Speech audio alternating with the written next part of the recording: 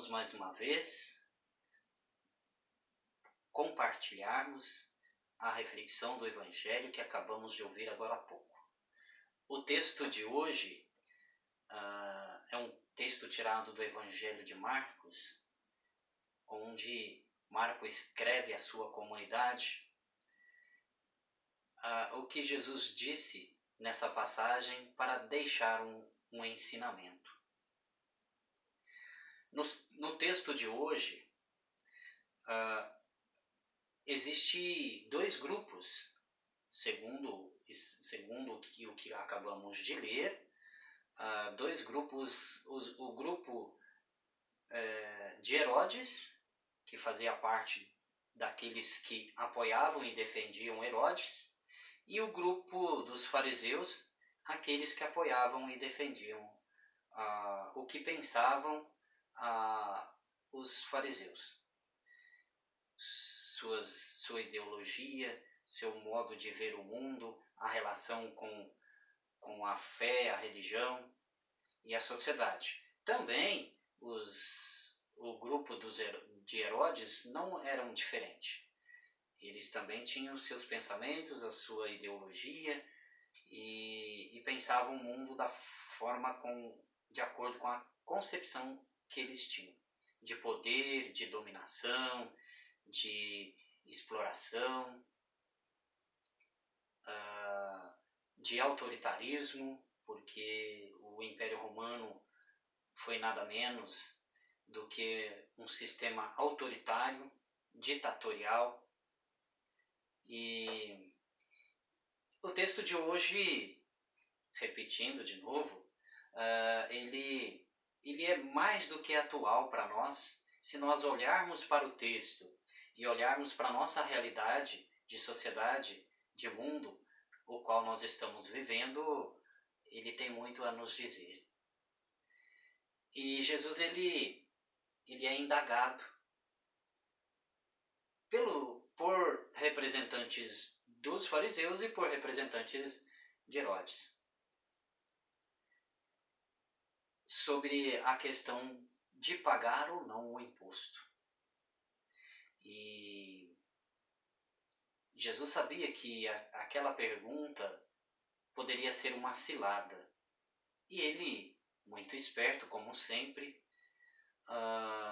percebendo, pediu que os trouxessem uma moeda. E ao chegar a moeda, ele pergunta de quem é a imagem e a inscrição dessa moeda. Eles responderam, é de César, que naquele momento era o imperador. Aí Jesus responde a eles, dê a César o que é de César e a Deus o que é de Deus. Sendo assim, eles não tiveram resposta, não tiveram questionamento e não tiveram como julgar Jesus pelo seu comportamento. O que isso nos ensina? Isso nos ensina de que nós, os cidadãos, que vivemos dentro de uma sociedade que é governada por um sistema político. No tempo de Jesus era o Império Romano, e hoje nós somos sistema político presidencialista e democrático. Até o momento somos democráticos. E toda organização social, toda organização político-administrativa, ela precisa de recursos para se manter. E esses recursos advêm dos impostos que são cobrados da sociedade, dos cidadãos. E esses impostos têm o compromisso, o Estado tem o compromisso de devolvê-los em benefícios na área da saúde, da educação, da infraestrutura, da cultura e assim por diante. Agora, vem uma pergunta, será que realmente os nossos impostos que são pagos, eles voltam de forma justa para a sociedade? No tempo de Jesus, será que os impostos eram devolvidos de forma justa para a sociedade de seu tempo? Os fariseus tinham uma ligação forte com a religião, e por isso que Jesus respondeu: dê a Deus o que é de Deus e a César o que é de César. Uma que nós devemos preocuparmos com as coisas mais importantes, que é a espiritualidade, a mística, o ser. E hoje o mundo às vezes está mais voltado para o ter, para o acúmulo, para a competição pelo capital.